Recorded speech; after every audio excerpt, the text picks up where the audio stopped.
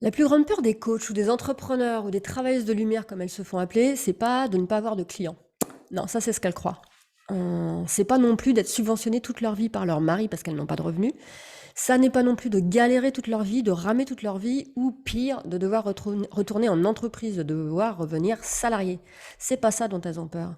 Ce dont elles ont peur, à la fin, avant de partir, au dernier moment, c'est de ne pas avoir contribué.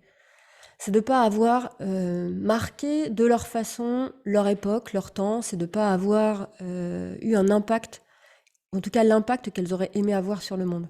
C'est quoi cet impact? C'est ce truc qu'elles ont à l'intérieur, ce truc qu'elles ont envie de diffuser à travers le monde, cette espèce de soit de message, soit de mission, soit de philosophie, soit de magie qu'elles ont en elles et qui est censée sortir d'elles et se diffuser dans le monde. C'est ce dont elles ont peur, c'est de ça dont elles ont peur. Et pour moi, pour ne plus avoir peur de ça et pour pouvoir impacter véritablement le monde et pour pouvoir contribuer de la façon dont on a envie de contribuer, une des ressources, un des moyens, c'est vraiment de trouver ses dons, trouver sa part subtile, sa part multidimensionnelle, trouver ses aptitudes extrasensorielles.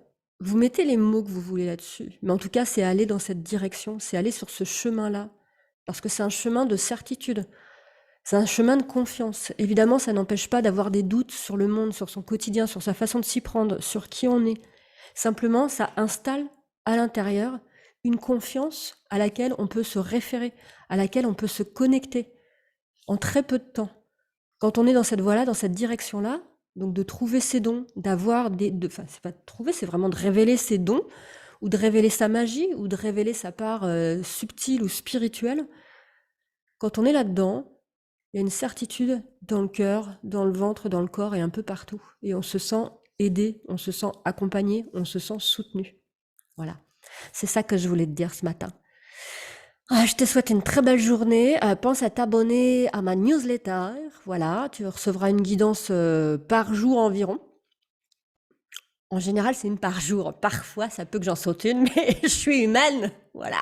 Bon, je te souhaite une bonne journée. Kenavo. Bienvenue chez les fous.